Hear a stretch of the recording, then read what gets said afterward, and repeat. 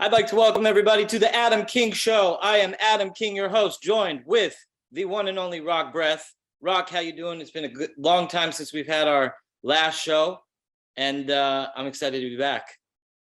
Yeah, I'm doing really good, thanks. I'm glad that I'm back as well. What's the weather like on the East Coast? Well, today it was really nice. Couldn't ask for any better weather. 70 degrees, perfect. Yeah, it's been about 75 here in Southern California. Perfect weather. Everything is great. No complaints. The news cycle's been quiet. Not so many things happening, which is good. And yeah, it's really unusual.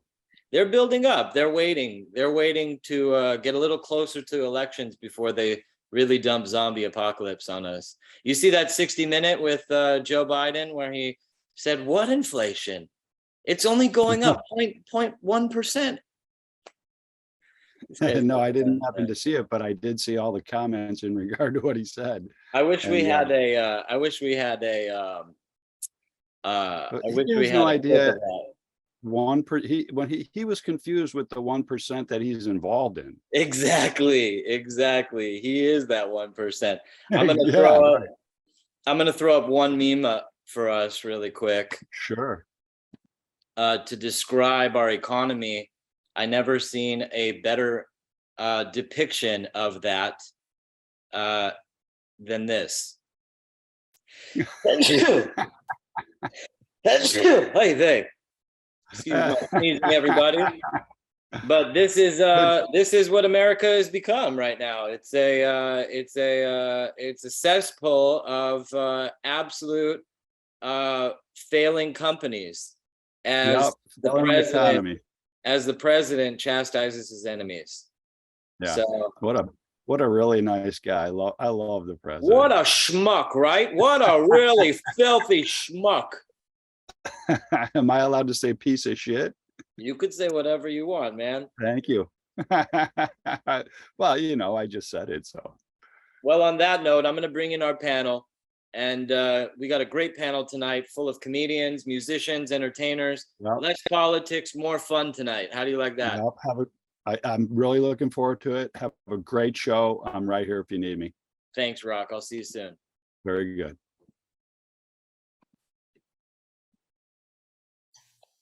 All right. And as our panel slowly creeps in, we have joining us tonight, all the way from New Jersey, the Holy Land, world famous impersonator, Ami Kozak. I don't even know which person to say that you're impersonating the most these days. It's either Gary Vaynerchuk or Jordan Peterson, but the list is endless. I think you can impersonate anybody. I think you can even probably take over and be me for the rest of the show. We have writer, director, Zach Grashin, producer of several films, probably one of the funniest people I know, and lead singer of Robot Nature, Deepak Ramapriyan. How you guys all doing today? Great. Very good. I thought I was the lead singer of some band and I was like, I'm not prepared to answer any questions. But Deepak, I guess you are. I'm not even the lead singer of anything. I'm just a solo guy named Deepak Future. But I mean, I think we're all living in the illusion of being a lead singer of a fantasy world that we could all be the lead singers together of. Also, maybe this is the band right here. World famous impersonator, I'm not so sure, but in your world, maybe. I think by the end of the episode, Adam, I'll have you down. We'll see. All five of us will know who you are by the end of this show. Good. Yeah. And all five of us had to correct your descriptions of us. Boom. Totally.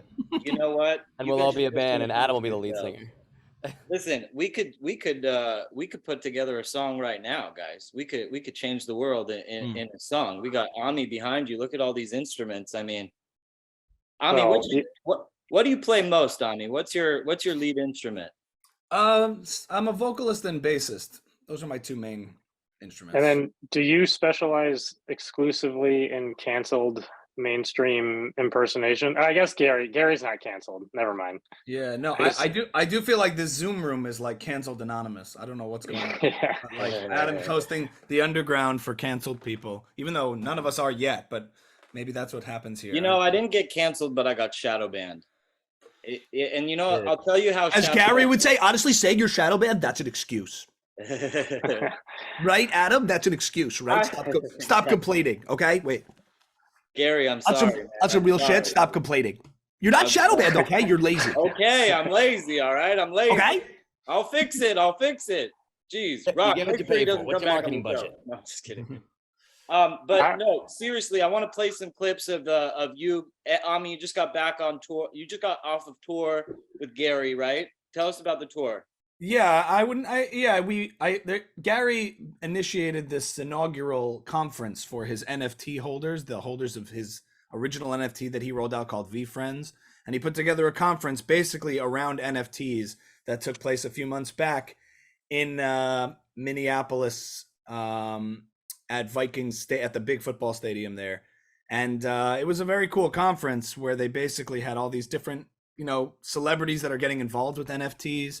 And like Spike Lee was there, Snoop Dogg, Pharrell, Logan Paul, all these people. I saw your thing with Tom Cruise. That was hilarious. Yeah, that was a different thing. But the way I got there was I've been doing a lot of one of my reoccurring bits is Gary V impressions on TikTok, Instagram, and YouTube. And you do enough of that stuff on TikTok, and it's a pretty powerful platform in that it can reach a lot of people, and eventually reached his team. And we had a correspondence, and we basically did a big opening ceremony sketch with me, another impersonator, comedian, and Gary V himself. And we did a whole opening ceremony of the conference and kicked things off with a bunch of shtick. Go ahead. I'm gonna play the clip. I'm gonna play that clip while you could talk a little bit while I find it. I gotta Play the clip, man. figure out where I emailed you a clip, but it was a lot of fun, and it was very cool because I'm not I kind of follow NFTs just from a distance. I'm not involved in it, but as a comedian, it was like Purim shtick on steroids, and I've been preparing for it my whole life, doing synagogue dinners and whatnot, and this was just right up my alley. Did you get to meet a lot of the NFT holders? Yeah. Yes, somebody made me one. Check this out here. I'll grab this. Please. I bumped into someone just like happened to be, and we bumped into this one guy who's an NFT artist who drew this for me on the spot, and I'm number 149. He was giving out like 200 of these, and it's actually an NFT with a QR code. You scan it. So this is the only one I own because it was a cool experience. You got it for free, and he gave it to me. So. I found that clip. I'm gonna play that clip right now and let the audience. Pretty wild. It was a cool experience, as you'll see. Enter the Garyverse VCon. I'm gonna play the onstage show first. Yeah, sure. Here we go. Please welcome Gary Vaynerchuk. Okay, my name is Gary Vaynerchuk, Series 2. I'm so fucking happy to be the only real, authentic Gary V. Mic check 1, 2, hold on 1 second, fucker. Bro, who the fuck are you? I'm Gary V, Series 3. Who the fuck are you, dick? So, bro, I'm not the only Gary V? Nope. There's 2 of us? Yep. Empathy! Macro patience! Fuck yeah! Perspective! Love that shit. When I say tick, you say talk. Tick, tick. When I say linked, you say in. Linked, linked in. Open hand fist bump. My man, can I get a hit of that? On some real shit. Fucking delicious. That didn't show when he came out. I love the part when Gary comes out and you say, "Daddy's here." Yeah, I think that might be the next clip. But if you go to my YouTube channel or my Instagram or TikTok, you'll find all the clips about VCon. I don't want to speak ill of the other impersonator, but positively speaking, you were way superior in my opinion. How does that guy even resemble Gary V? Well, yeah. He does it from a different angle, He does a more exaggerated, different kind of version, and I do Gary V. Deepak, do you pay attention to Gary V at all? I follow him a bit, yeah. I think I follow him mostly through Ami's Instagram. I think that's like the only access I have to Gary V. He appeared a lot more definitely when NFTs started getting wild, for sure. He got rich off of that. I mean, Zach, you work for a NFT project, correct? Or you own an NFT project? I I mean, I own a few NFTs and I'm building an NFT based like entertainment company. Yes. And then because it's LA, I also work with a company that is building NFT related stuff that I definitely can't talk about because if this is on the internet, I get in trouble. But definitely what I'm building is really geared to just make artists have more opportunities and way better content than a lot of the shit that we're currently seeing. Because I love your background. Can you explain your background to us? Well, I am one of the Venezuelans for the Vineyard. I've joined the group. We're a small group, only 51 of us at this point. But you know, I support whatever journey we take, whether it's from Venezuela to Martha's Vineyard or back to Florida. You know, because I'm a Venezuelan for the Vin. That is hilarious. That is hilarious. Did you see Deepak? What was your take on that whole Martha's Vineyard shtick? I don't even know if I saw it. I gotta catch up what's going on here. You're even out of the loop. I appreciate that you're I'm not paying attention to the news. It's refreshing that not everybody's glued to their TVs. Basically, Ron DeSantis sent 50 illegal immigrants to Martha's Vineyard, and the liberals had a shit fit and sent 125 police, even though Martha's Vineyard is a what are they called? Sanctuary city? Sanctuary? The sanctuary, right? And they deported them. Within about 48 hours of them arriving, they were deported. And Ron DeSantis was accused of, you know, playing games with these people's lives, even though it's pretty clear that he was sending them to a very safe place versus just allowing people. So it was, I don't know, I thought it was a brilliant and hilarious political move. Well, to be fair, he was playing games, but you know, both things can be true. Yeah.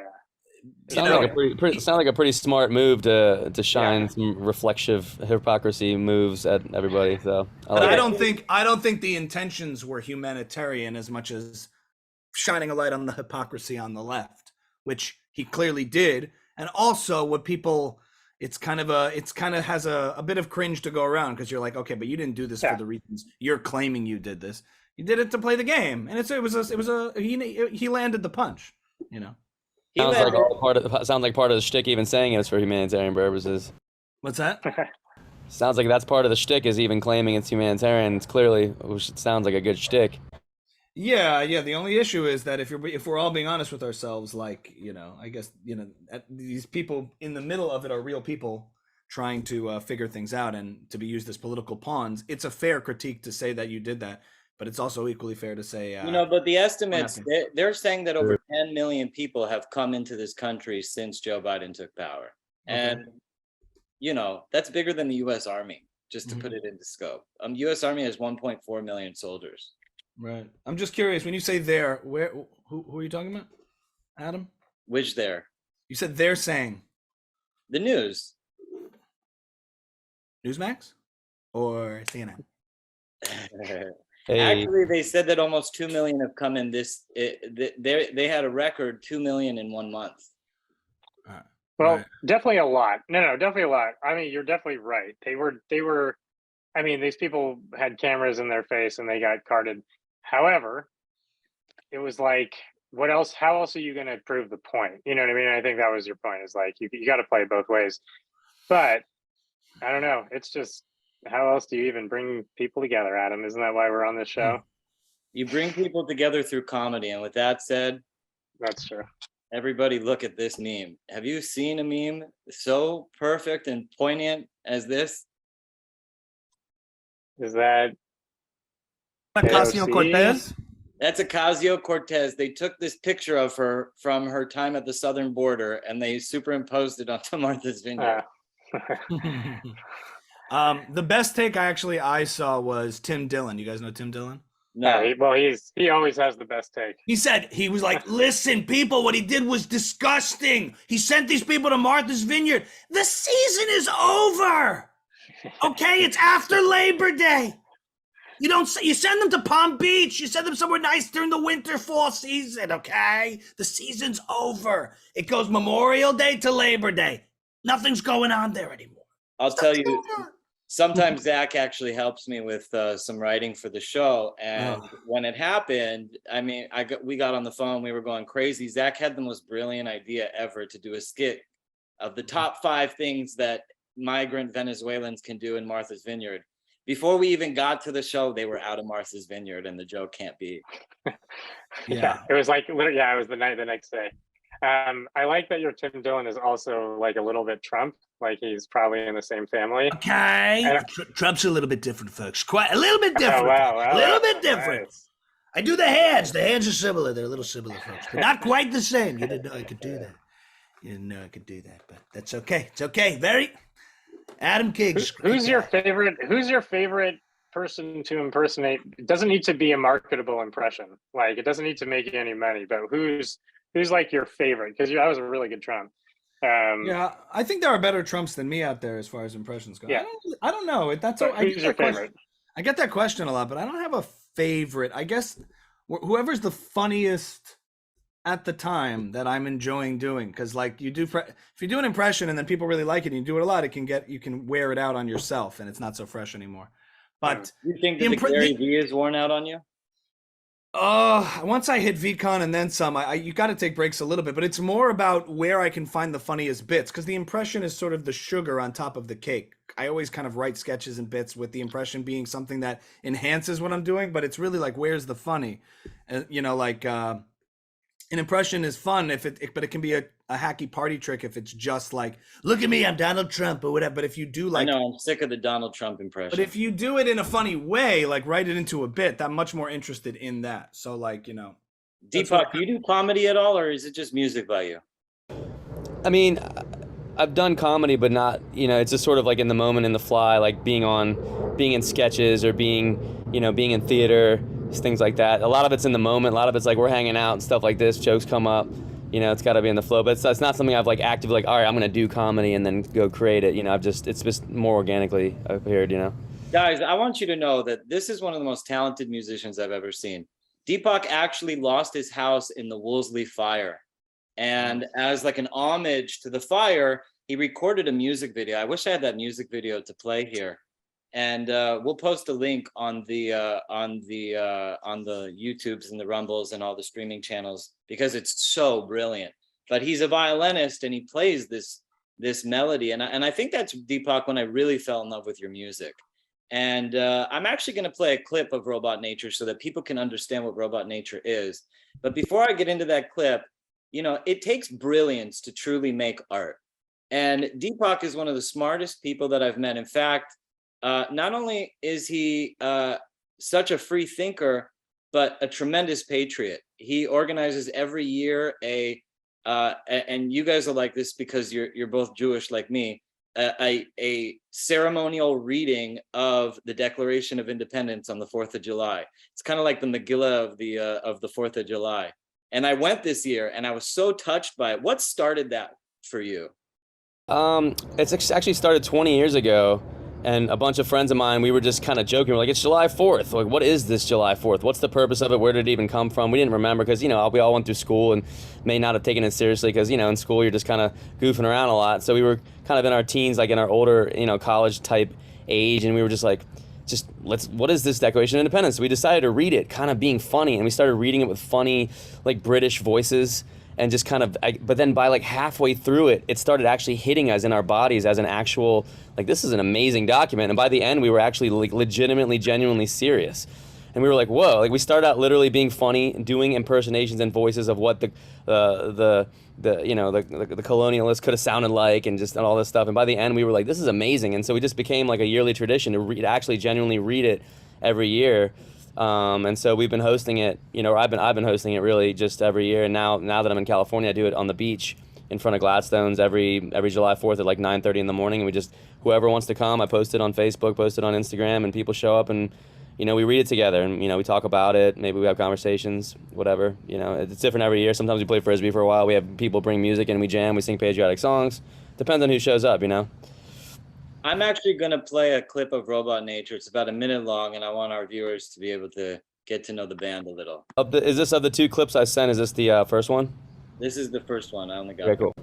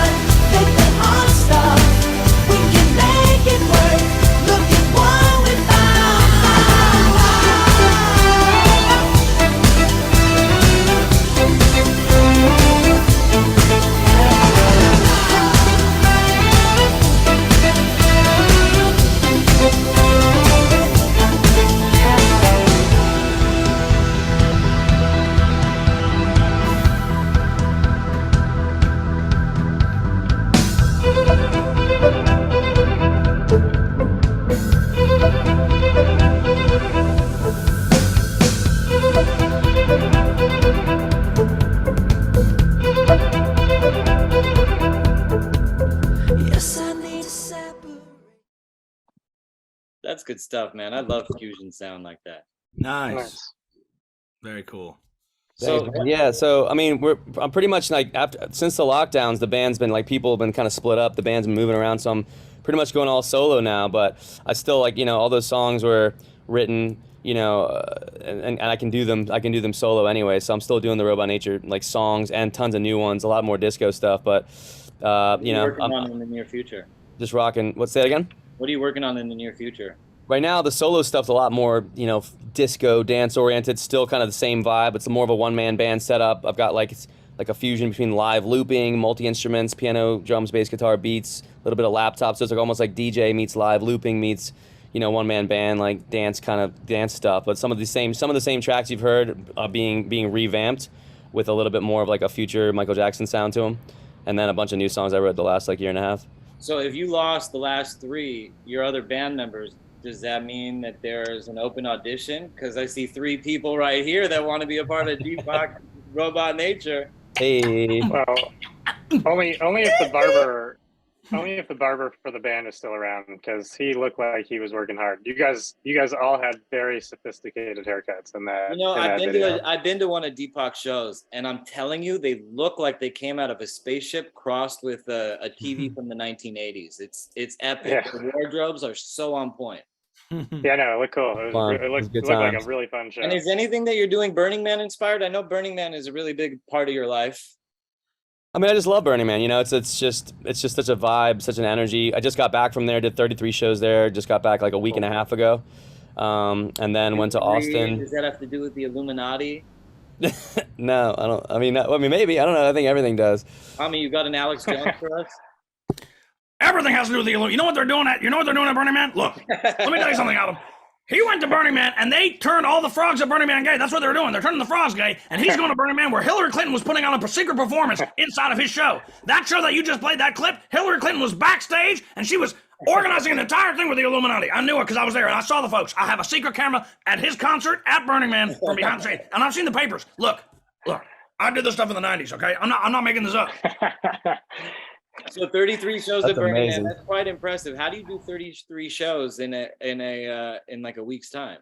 Yeah, I mean, it's just kind of Burning Man's a crazy place. There's a lot of stuff going on. There's 80,000 people there, and the thing about Burning Man, it's not like there's like these other festivals you go to, like Coachella. There's like 4 stages. There's like a main stage, this stage. Burning Man's like everyone's making their own stages, right? So you've got 80,000 people. There's a bunch of camps. There's hundreds and hundreds of amazing stages, and some of them are on the main playa. So, a lot of people just from the community, people know each other, and they book. There's DJs. Diplo was out there. Diplo probably did like 20 sets.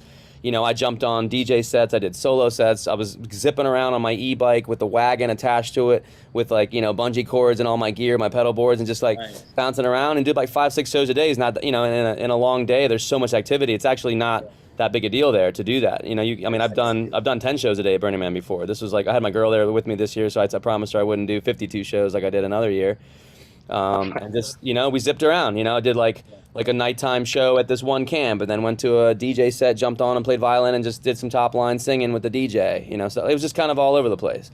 Question for you about Burning Man. Do they have like a section for masked people? Are there people walking around with masks there? Like maybe 1% of the people, but again, the whole thing is Burning Man encourages freedom, which I do too, and so I encourage you, if you wish to wear it, go for it. I'm gonna probably laugh at you in my mind and and puke in my mouth a little bit, but it's all good. Do what you want to do, So there was a few people there that probably had them on, and some people had them on legitimately because there's dust storms there, so that's a little different. There are dust storms and people wearing goggles. The dust of Burning Man's a total myth. That is a total myth. Instituted by the radical left, they have put dust. They are importing dust from Mexico over the border into Burning Man. It used to not be that dusty. Why do you think that is? Illegal. The dust is illegal. Any of you guys gone to Burning Man? Zach, Ami? No, never. I've always wanted to. I actually never wanted to go until like September 1st every year. Then I'm like, shit, I should have gone. Yeah, you're about halfway through it, and you're pretty much late. One day. Yeah. One day. I've been to some good festivals, but I've not been to Burning Man. Well, that's the thing. Burning Man's like so different. I mean, it's hard to explain. Yeah. I'm sure everyone says this, like, you can't understand unless you go there. But that's what Burning Man is. It's like an experience. It's not really a festival. It's a gathering. It's basically 80,000 people popping up a city in the middle of nowhere, and everyone sort of gets aligned with this sort of parallel philosophy of like agreement, self-reliance. Everyone's got their own thing. That's why I think it's a big model for everything that we're about here, with a lot of freedom and libertarianism, like independence, because it sort of is a micro model, a successful model of what that could look like, with a bunch of different people that have different styles, different looks, different things. People are politically all over the map there, but somehow everyone interacts, and it's a very peaceful environment. There's no arguments. There's really there's just radical self-reliance is one of the things, but also radical self-expression, radical inclusion, like things I think could work in real society, and it's effective. There's every type of music, there's every type of food, there's vegans and there's meat eaters, there's naked people, and then there's conservatives. Like it's like everything you imagine, but it's working successfully. So basically, a giant orgy is what you're saying. I get it. It's a giant orgy. That's all it is. You managed to find a band that fits your pronouns appropriately. I just want to make sure that was taken care of. So I couldn't hear. There's an airplane flying by. I was going to say, you managed to find a bathroom that represented your pronouns appropriately. Yes, I found, and there were so many bathrooms there. There were so many choices of bathrooms with different pronouns. It didn't take long to find it. 27 bathrooms. I put a QR code on the bathroom I wanted, and then I scanned it with my bike, with my e-bike, and I found it every time. Guys, I'm going to turn to something a little bit serious and something we can make fun of a lot. The Queen's funeral has been a nonstop source of entertainment for myself. I don't know why. Well, this clip I'm going to play for you guys is really summates everything. These people that, whether it's her son being involved with Jeffrey Epstein and her covering for it. I personally think the Queen was the one who killed Jeffrey Epstein. I don't think the Clintons had that much reach. The royal family, they like to hide in that they're like this like remnant of the past with like a $3.5 trillion inheritance. Mm-hmm. And they say, oh, we make only $800 million a year that the British taxpayers give us, but really their art collection alone is worth trillions. Do you really think she killed Jeffrey Epstein? I speculate. You speculate. I really speculate. I speculate. Do you know that Jeffrey fella's got a lot of young slave girls? It's quite preposterous. I don't like it. Let's. What can we do about that? Really, that was. I want to play. We can do? And let's be real. Charles is extremely involved in the Great Reset. Deepak, you and I were talking about this before the show a little bit. I like Ami's here to level set, Adam. The Plandemic 3. What do you think, Charles? That's the Great Awakening. Suicide in a jail cell? Sound believable? Yes. Andrew, you won't out. I'm going to play a clip from the Queen's procession, and I think it's quite entertaining. It's sad, actually, but she has one of her guards pass over in the middle of the session and have a seizure on the floor. And you have to ask yourself, is this vaccine related? I'm going to play the clip. That's the first question I had. Sorry. And he just face plants. Watch that. Oh, shit. Oh, jeez. And this was her. Damn, World Star presents. I know. Professional. That's definitely vaccine related. Definitely vaccine related, right? There's so many of those. It's like there's an infinite amount of clips just like that, and it's all just for a reason. I encourage anybody that did take the vaccine. We're not here to hate you, but check out the work of Dr. Carrie Madej. I'd love to get her on the show because she's doing vaccine detoxing. And of course, she was canceled. She's getting people unvaccinated? She's unvaccinating people, exactly. She's unvaccinating people. But Adam, here's the question though, like, how do you square being so anti-vax with also being a hypochondriac? Well, that's a good question. Say better. Are you saying I'm a hypochondriac? Slightly. I remember when this thing was rolling out, you were like, "Get away from me!" You were the guy with the toilet paper. I was at the very least a chondriac. He's at the very least a chondriac. You were the guy, and then now I'm going to ask you a question. You got to be honest with yourself and with the panel. If Trump won in 2020, would you have gotten vaxxed? If it was a beautiful vaccine, it's working great, folks. The jab is amazing. Get the jab, folks. I don't take flu shots. I don't take prescription medicine. I didn't agree with Trump on the vaccine, to be honest with you. That's the one part where I. Okay, fine. I Would you lost be- respect for Trump. I'm having a hard time being on Team Trump. Actually, our last show we had Roger Stone on and Darren Yeah. Beatty, who was Trump's speechwriter. Right. And there was so much Trumpism on the show, and all I wanted to do was say, hey, this guy fucked up. The reason why we're in this situation and lost our country was because of Trump. And the reason why everybody's vaccinated and we're still in an emergency authorization use act is because of Trump. He should have ended the emergency use authorization when he left and forced Biden to restart it. Mm-hmm. Yes, but do you think you would be as hostile towards vaccines if Trump won in the end? I've always been hostile towards vaccines my whole life. Do you think that a lot of the sentiment and distrust of the medical apparatus and the vaccine push has to do with tribal or political ideology more than medicine? The only reason why I ever was open to the possibility of potentially vaccinating my children was to get girls. Vaccinating your children?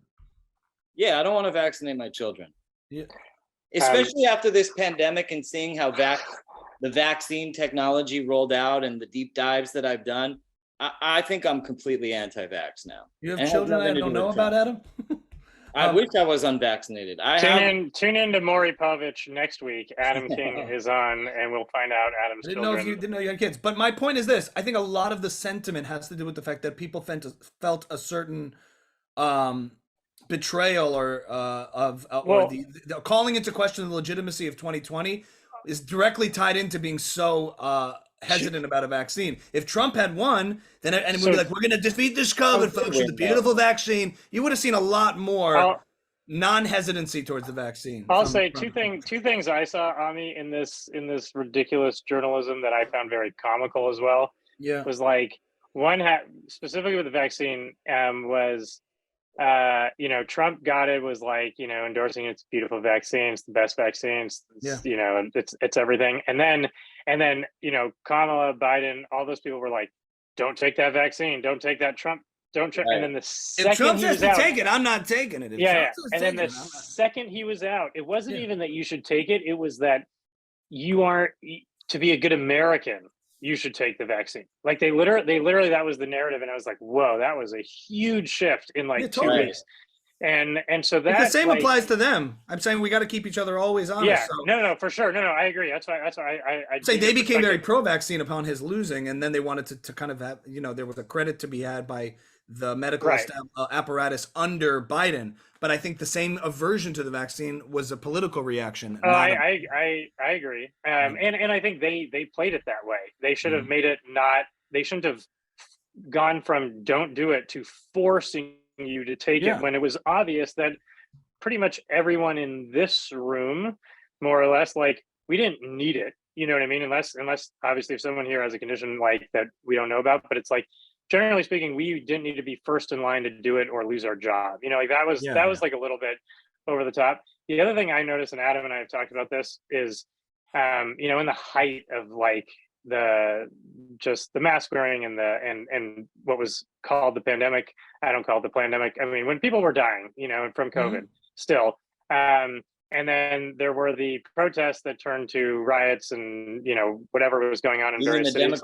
The Democrat riots of 2020, what are you referring to? Sure. whatever label you want to put them. But looking at it just from a narrative perspective was like, anyone who went to like anything Trump related or any sort of like, or work, they were like super spreaders. And then literally in CNN, and I think it was the LA Times, it was, COVID spikes in large cities with protests, but not because of the protests. At the same time that it was saying that people of color were inverse or, way more disproportionately impacted by the virus.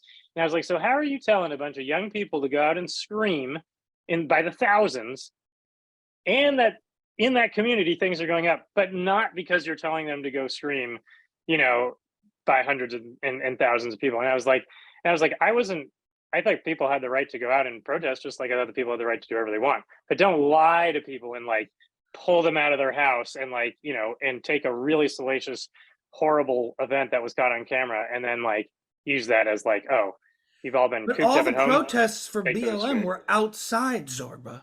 So no, I understand. No, that's Yeah, I totally understand. I think that's when the whole campaign of social distancing and you're going to kill grandma if you go out and socialize lost all its credibility from a public health standpoint.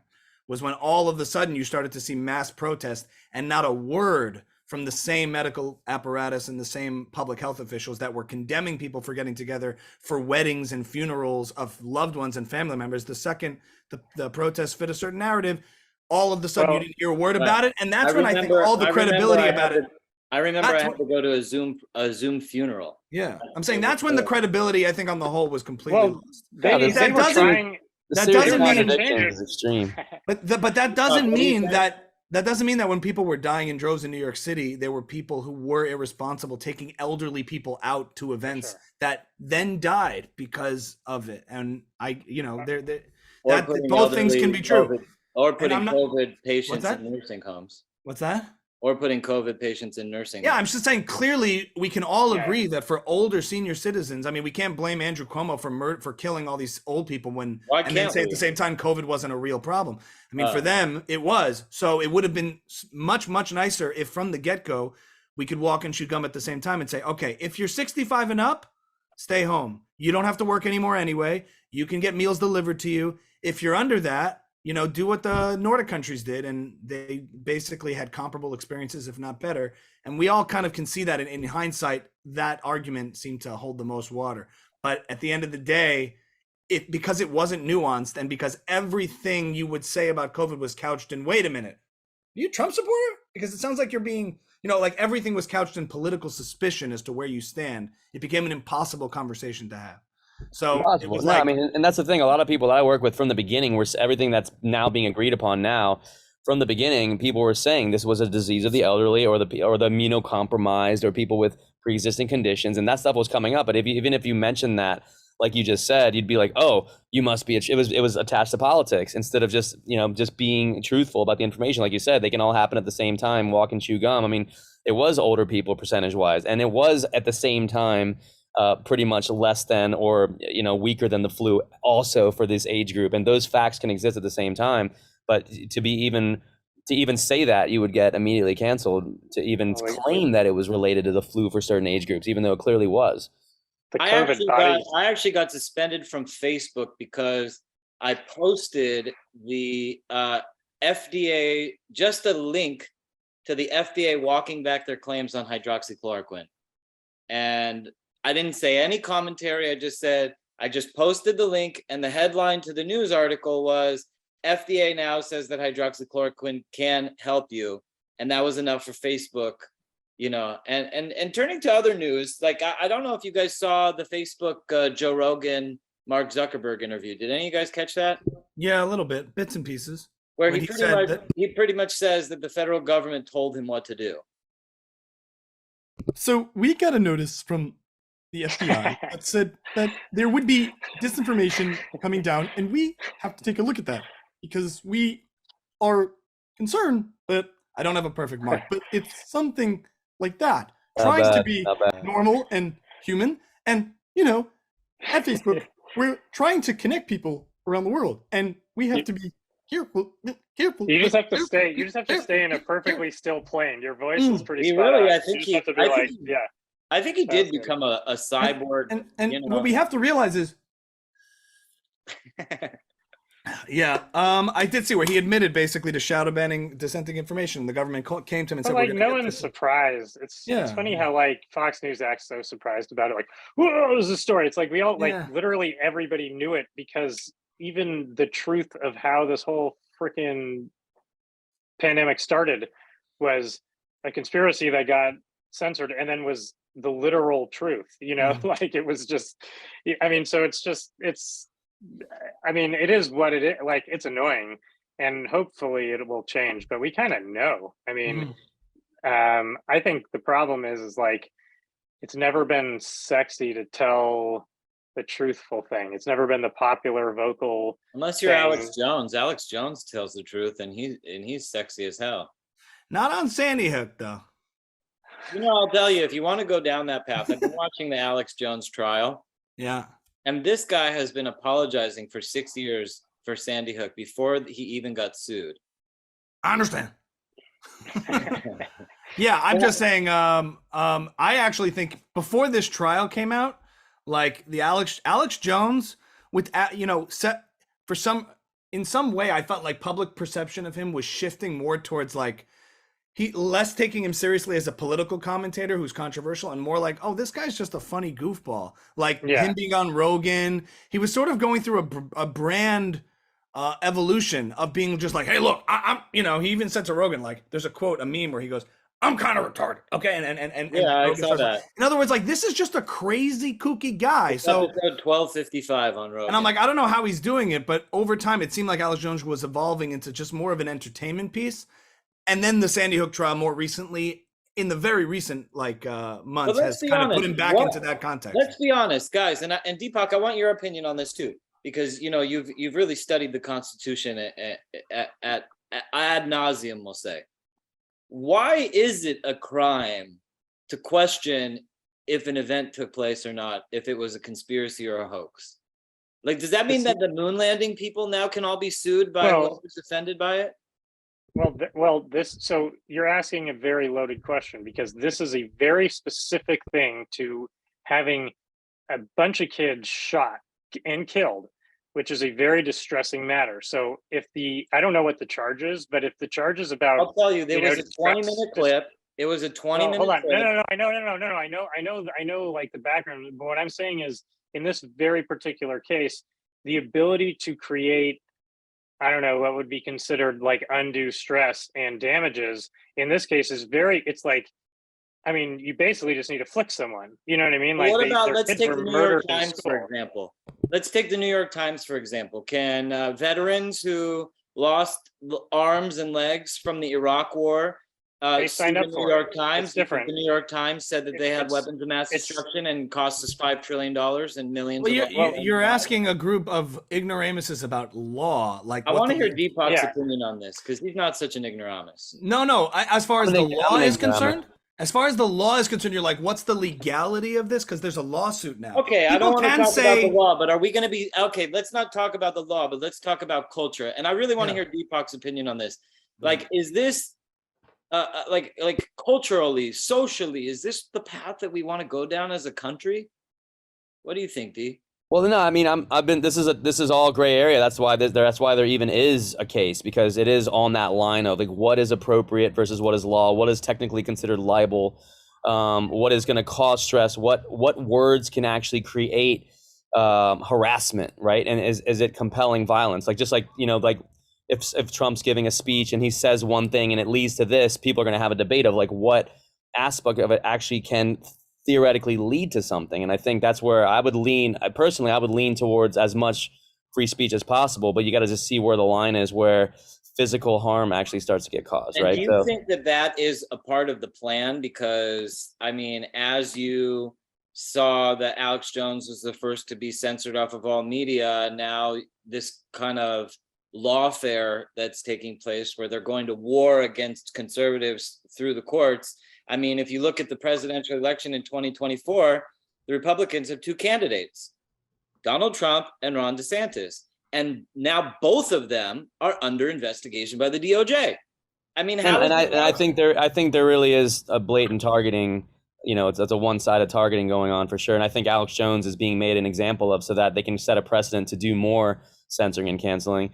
Alex Jones is not being made an example of as a conservative. That's not why they're coming after Alex Jones. We can, I think we're talking cross purposes here. Yes, is there political targeting of political dissidents from the left to the right when the left is in power? I think it's pretty obvious. And is big tech and even most mainstream institutions leaning to the left and therefore pooling all the resources into trying to sway the culture against conservative ideas? I think so. And you're seeing a response to that in the Daily Wire Plus and PragerU and Young Americans for Freedom and young people. There's a tug of war going on there. For sure. In the case of Alex Jones it's and different. Sandy Hook, we can all agree this is low-hanging fruit. Kids got murdered in broad daylight, and he just decides to call that into question. We can all say, that's not right. Tell you, look, I'll be honest with you. On this show, I will say it right now. The Uvalde shooting, a lot of weird shit went down. Was it? I don't think these are false flags, but the question that I have is, does the government do these? Is the CIA, MK Ultra type programs, are they involved in these school shootings for gun control? And that's something that I think about all the time. Every time I see a school shooting, I think, is the government involved? Are they trying to take guns without? That's a strange impulse you may want to check.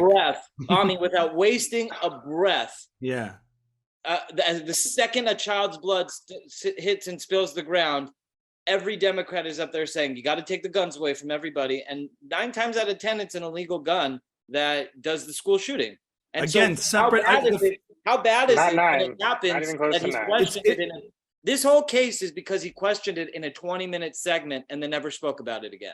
Okay. But if that's the case and the government's so powerful, why don't they strategically, the Republicans, place a school savior at every school to shoot the gun, to shoot the shooter, and prove that guns also save people? I mean, there are motivating. Trying to get armed guards at every school. I think this goes back, like Ami was talking about, how both sides got to be accountable. And I think, like, in this sense, there's, and I would agree with Deepak, like, free speech has to, we're the only country really that even pretends to have it as a value, and sometimes we are pretending that it's a value. But however, like, you can't, you may have a question as to whether or not the government was involved in Sandy Hook or Uvalde, but like, for you to attack a parent of a kid who was murdered because you have, you never once said the victim's name. Hold on. What all I'm saying is that is different than it would be different. I like that's not the case in this situation. situation. To the party, and now I'm not allowed to the party. You know what I mean? Like, those are two completely different things, and that's why it's like important to say there are cases that are worth evaluating with a level head, with justice in mind, not as a witch hunt on either side, but to say, like, just because the left is overzealous about it, that it should never happen. It's like, well, sometimes it should happen because sometimes people are doing the wrong thing. Is it being misused now? I mean, I think it's very obvious. But Adam, also, before I'll get to you, Ami, in a second. I'm very involved in the Senator Mastriano's campaign for governor in Pennsylvania. Been working on the campaign the whole time as a quasi-official Jewish liaison to the campaign. Now, his opponent, Josh Shapiro, won't stop calling him an anti-Semite, even though I show Can't up. Stop, won't stop. Yeah. Get They hype on write it in the anti-Semitism. news. They make these salacious stories. They write it. They call him an anti-Semite, a bigot. Is Mastriano entitled now to sue the Shapiro campaign for damages? Again, you're asking, in one sense, you're asking a very particular legal question. In another sense, I would say one should be able to. I don't know what the conditions for libel are in this country. I don't know the law in that way, so I'm going to completely, plead the fifth on that one. I don't know what the law is on if something is illegal to say. I know that in the clear and present danger. What is it? Flailing and fire in a movie? Not allowed to yell fire in a theater. You can't cause whatever. I'm saying, so I don't know what the legality is. The question that I think what I think you have to realize and just be aware of, Adam, is like you're conflating a couple of different things here. So you're conflating the idea that political like censorship or the targeting of people and the regulations of like you can make a fair assessment that there's foul play going on in certain ways, but there's also a sense of not saying that just because something is politically incorrect doesn't make it okay to say like heinous, horrible things to people just because you can legally. That's what I'm trying to get at. I was trying to clumsily get my way there. Yeah. It's possible Alex Jones said some horrible, heinous things that he should be held accountable for, not necessarily should be thrown in jail for, or maybe even press charges for, and you can hold both opinions. Well, I think it's pretty clear that they want to take him off the air, and that's what they're trying to do. I don't think they're trying to get reparations for a 20-minute segment. Yeah. He didn't go on. I'll tell you something. I watch Alex Jones every single day for 3 hours a day. And he talks, there's some stories that he talks about all the time. Hunter Biden, Jeffrey Epstein, all the stuff with the vaccines and COVID. These are things he speaks about every single day. He spoke about Sandy Hook for a brief moment, and then it was a dead story. And it didn't even happen until years later after he apologized. He apologized six years ago. He Are there not apologized multiple and segments said that he going was on about wrong, and he walked back his comments. Now, has the New York Times walked back any comments? You know, I mean, what is worse? I think we're getting Alex Jones I think we're getting way speculating too caught up on Alex Jones right now, honestly. What's that? I think we should be talking about what Ami is talking about, which is the idea, not the Alex Jones specific thing. Like, this isn't about him. Like, we're getting very caught up on him as a person, and I think there's an underlying idea that Adam, I think, like Ami brought up that's important. I will say, I don't know if we want to move on. I had a very interesting thing happen today that I realized that was a very California, very discrimination-y thing. You know, I was doing this sexual harassment course that I had to do for my job, not because I was told I needed to, you know, rebuff my sexual harassment education. And they needed to detox you in the sexual one of the questions was, you are legally protected from discrimination against your sexual orientation, your religion, your race, and your political views. Your political views and all of the above. And I put all of the above, but you're not actually protected for your political views. Like, you can be discriminated against for your political views in California. Oh yeah, and we saw that. Well, I mean, legally. Are we talking about? Legally. We're talking about private businesses. What are we talking about? I mean, we got 3 people. This is a public. This is a public. Who could lose their This is a job. public company. They would know how their political feelings were. It's a public company with a California-based education, you know, online thingy. It was just interesting. I just found that very, very interesting that you're legally able to be discriminated against for it. For holding opinions that the company doesn't like, that doesn't surprise me at all. I mean, it doesn't surprise me. Like, those are things. The argument being, you can't control the other things. They're immutable. What's the word? Characteristics that you're just born with. Right. But one of them is a particular temperament and position that you take. But Adam, one thing I have to point out is, like, when you bring up things like, whenever I see a school shooting, I can't help but think the government might be involved. I don't know how you feel about this particular issue, but like, that sounds to me very similar to when 9/11 truthers say, hey, George Bush and Halliburton, these companies benefited from getting into the Iraq war. It's pretty clear that there must be a link to the government being involved in 9/11, causing the towers to come down. Or I see a lot of Jews in media. I see a lot of like these, like, you know, protocols of the elders of Zion type ideas, and then just jumping to these things. It doesn't mean that Democrats don't take advantage. Never mind. That's where you stand. Oh God. Now, it doesn't mean that I'm with Adam on some of these things too. I mean, every time I see a school shooting, why can't we right question away, I'm like, things? Ami, it's so bizarre that Building 7 fell. Why can't I question that? Why is it that we? You asking questions is you've already come to conclusions. You have a presumption that the government is involved. If you're asking honest questions, you should ask, but just be aware. A real question for you: is the government involved in any of these things? Any of these things? Any conspiracy, 9/11, school shootings? Is our government, are they puritanical with us? Are they good to us always? Do we trust our government all the time? And our 87,000 additional IRS agents? I'll answer as Kamala Harris will answer. Go ahead. Our government is here to govern us. And in the governing of the people, it's important to keep the governance well governed. Because when you govern, there are governors and governees. Exactly right. That's and now we're governed.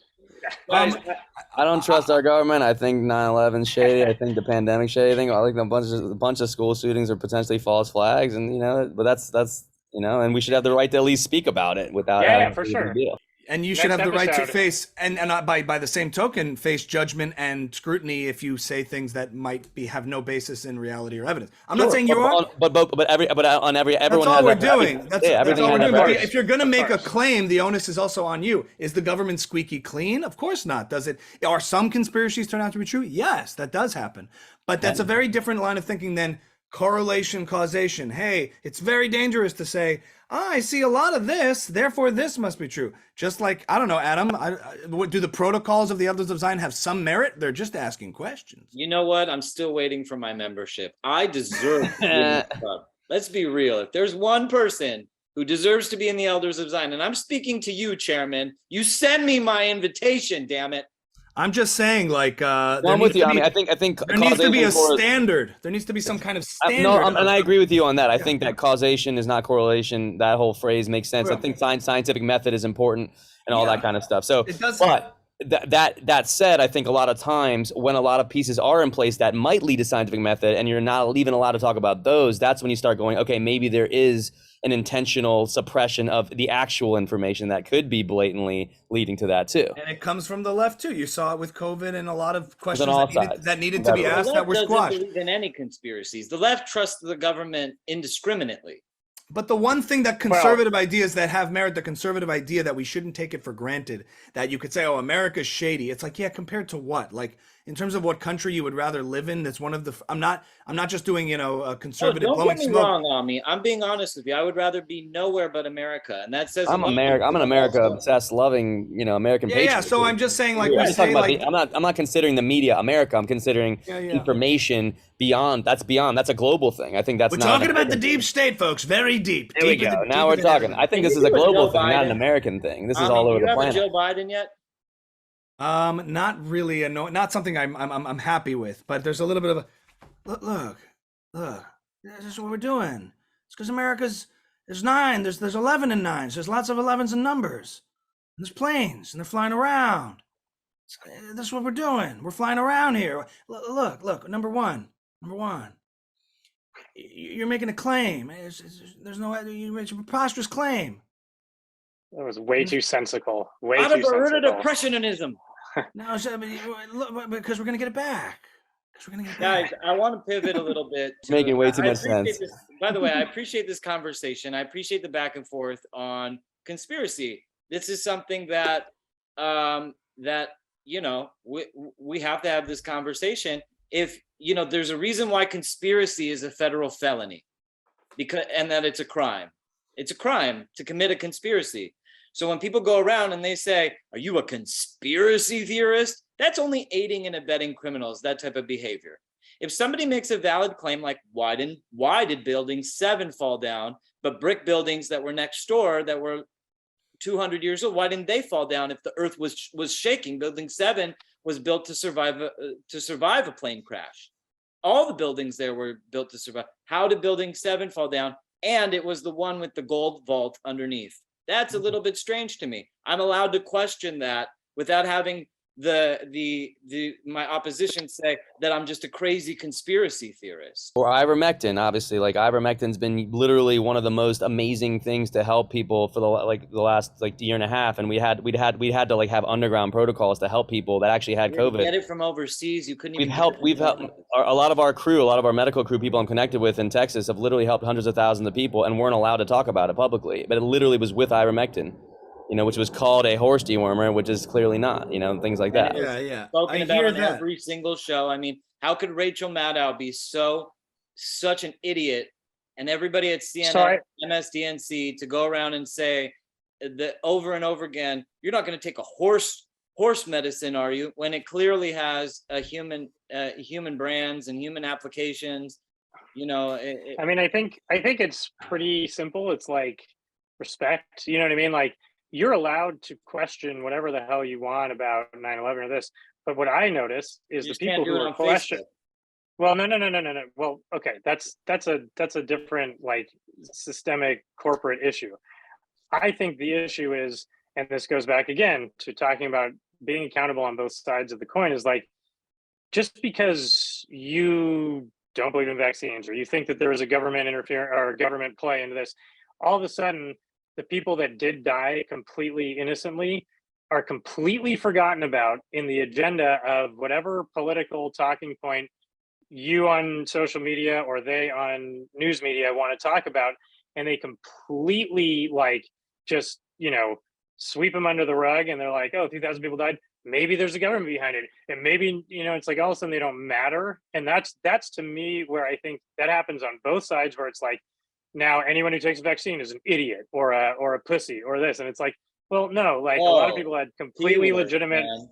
Just kidding. No. So what I'm saying is, it's just like, it goes from maybe there's a gray area to no, I'm here, you're there, there's nothing in between, and why should we even talk about it? Because you're an idiot, and I'm just dumb even trying to listen to you to explain. And it's like, no, every issue should be looked at as an issue, maybe, or dismissed, but you can't just like It's not base it things off of aren't a certain- binary. People get get lost in binary when there's nuance. There's every single thing Right. has infinite shades of detail. So on that, sorry, keep going. That's about it. Just the whole binary thing. On the point of nuance, I mean, the confirmation bias you have to watch out for is pretty apparent. For example, when you're talking about something like something about when we were talking about 9/11, which was such an unprecedented event, there's going to be all sorts of phenomena that seem unexplainable, that seem very curious and raise a lot of questions. But it was also such an unprecedented event that we have nothing to compare to. There's going to be all sorts of strange things that have happened around it. Ivermectin's been around for 40 some odd years, treated people safely. So suspicion and skepticism of policy is valid in some cases, and in some cases it's less valid, or I mean, you could still have the suspicion, but it's less credible.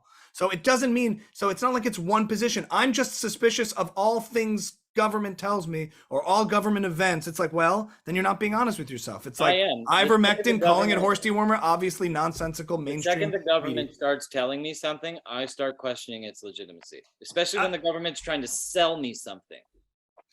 I understand, but it's apples and oranges in some cases where they're so not comparable. I understand, and these are all great points. I want to pivot. There's one subject that I want to talk to you about, and we're running out of time. Yeah. And I really wanted to get to this subject. Wait, I just have one really funny thing before you introduce it. I just thought of a hilarious TV network.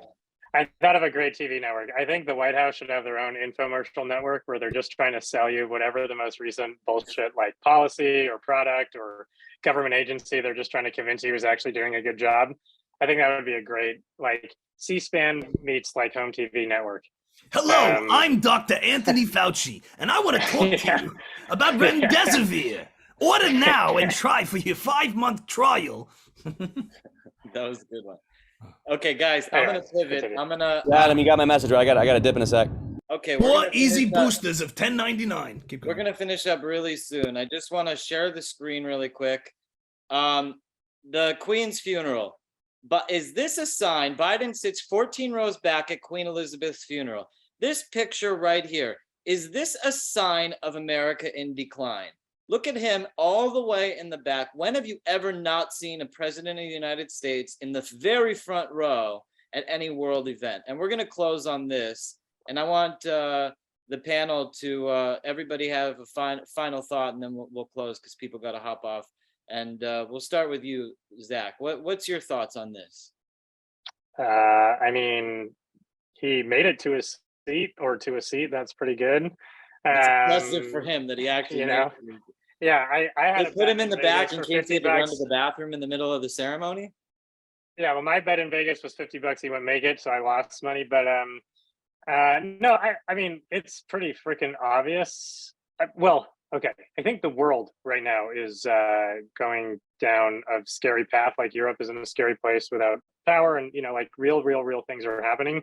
So it isn't trivial at all, I don't think. But it's really hard without leadership, and it's really sad that we went 3 elections in a row with, I'm not going to say Trump was a bad president, but he wasn't the best leader of the entire country, and we were left with him, Hillary Clinton, and Joe Biden for the last 12 years. And it's like, it's hard because we're so inundated with media that it's unfortunate that people do give these leaders so much, like, agency over their own lives, because they really shouldn't have any. But this is a sign. I mean, we have a guy who doesn't know what's going on, and worse, his vice president is scarier because she kind of knows what's going on but doesn't know how to do anything about it. And it's like, so yeah, they're like, here, let's just push him in the back. They're not going to say anything. Trump would have just walked up to the front and like kissed the open casket. It would have been like, oh, I missed it. She was such a good queen. You would have grabbed the open casket by Deepak, grab the casket right by the wooden handles. Deepak, what is your thought seeing that picture? Does that make you feel that America's in decline?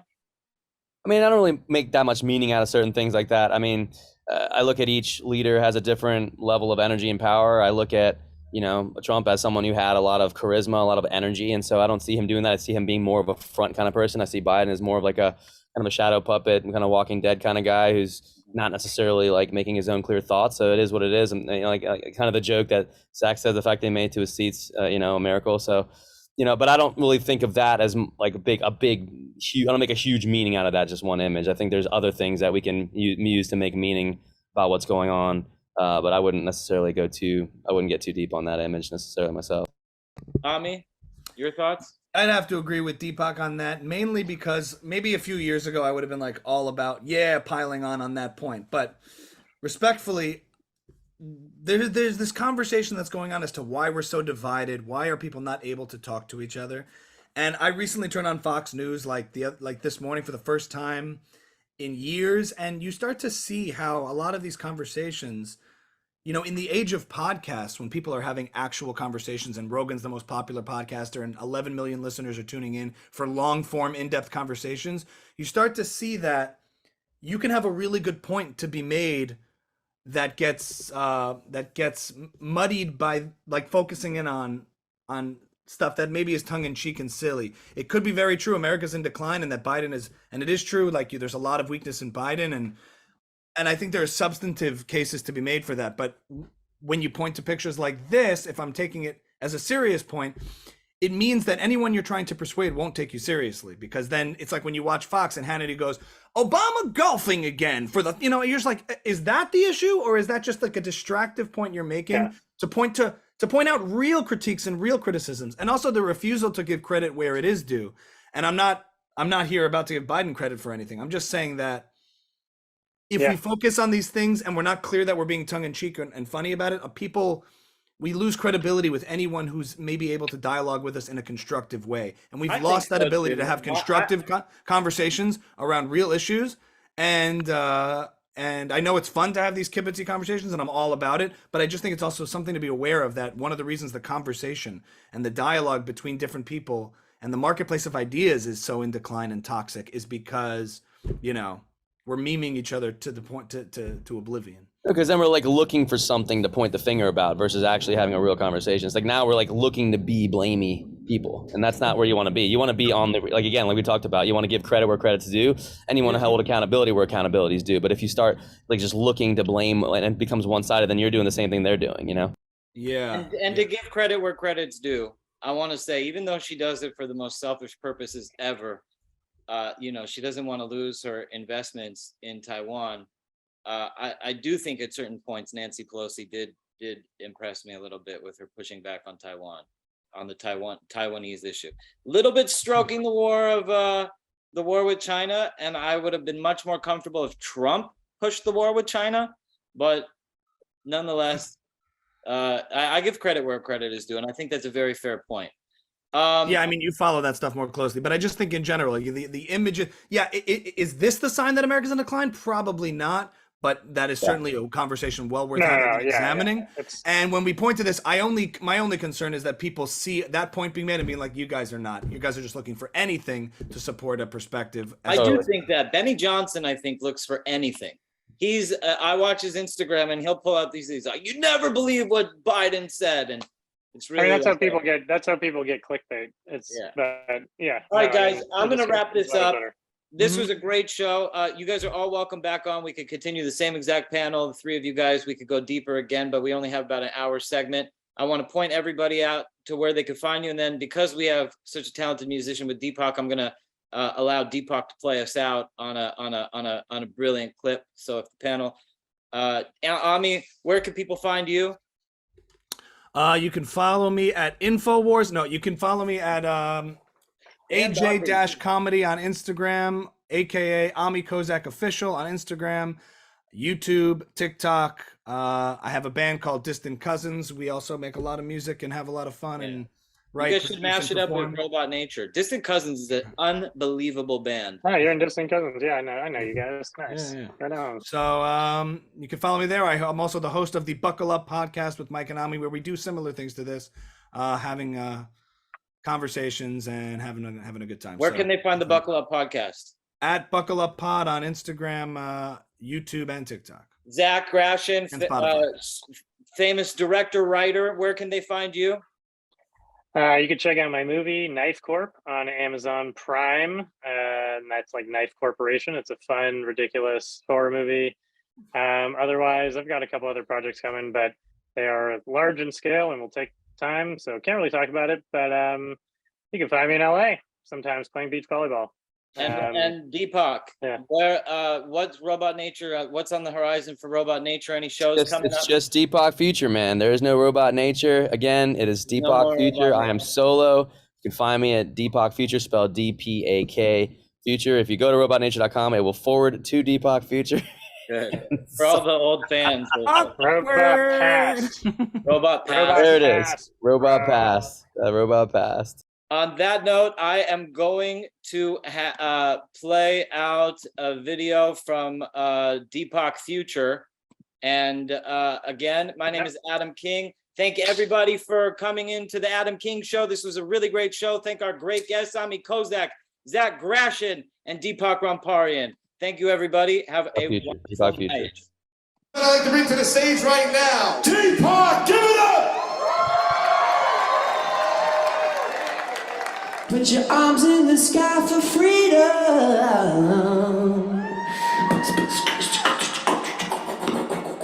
It's not the real thing, let it go. It's not the real thing, don't you know? When you find it, don't deny it, 'cause it's always been your story. Turn and face it, can you make it? Take the chance now, this is who we are. When you find it, don't deny it, 'cause it's always been your story. Turn and face it, can you make it? Take a chance now, this is who we are.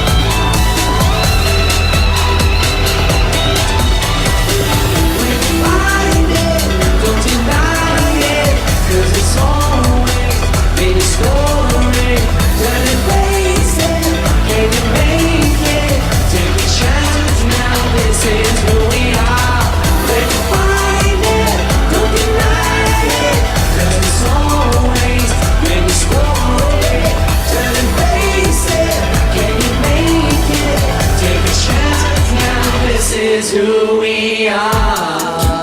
Make some noise, Los Angeles, everybody! Thank you all so much. Make some noise for the Adam King Show! Woo, Adam King! Thank you, everybody. Good night. Good night.